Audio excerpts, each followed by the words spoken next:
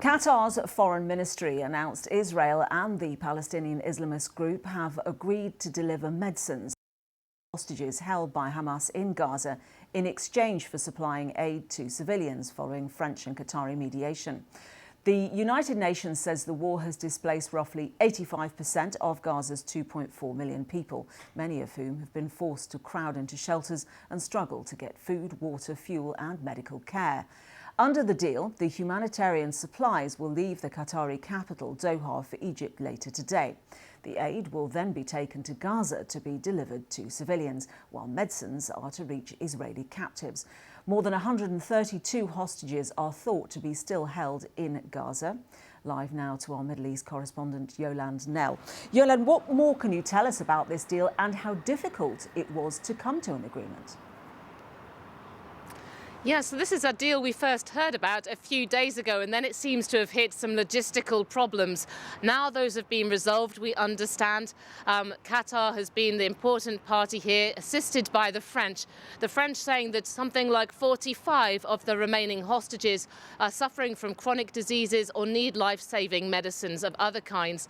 So now those medicines have been acquired, and we understand that they will be flown from Doha today on Air Force jets, taken into Egypt, and then will be transferred across to Gaza. In exchange, we understand Hamas has accepted that there will be a big increase in the number of medicines allowed in for Palestinian civilians suffering in Gaza.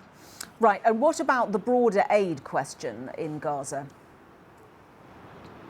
I mean, this is a big issue. We've had the World Food Programme coming out in recent days saying that people are at risk of dying of starvation just miles away from trucks full with food. And they're really asking the different UN aid agencies for more entry points to be opened up to go into Gaza, and easing of the very tight and they say laborious security checks that need to be carried out. Things made more streamlined, also making it easier for humanitarian workers to distribute the aid, giving them some guarantees of safety, because at the moment that is one of the major problems. Even when aid can be gotten into Gaza, you can't distribute it easily around the Gaza Strip. There's so much ongoing fighting in the south. There are other issues like another telecommunications blackout, so it makes it very hard to coordinate with teams on the ground.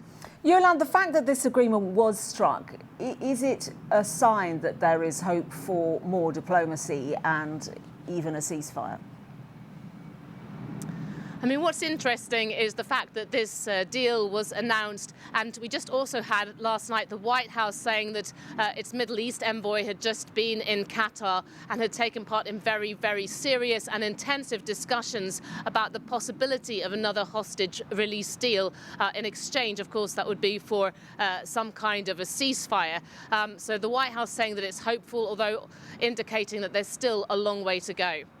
Although the fact that the agreement includes medicines to be delivered to the Israeli hostages is an implicit admission, or admission perhaps is the wrong word, but it's implicit indication that they're still alive and can be located.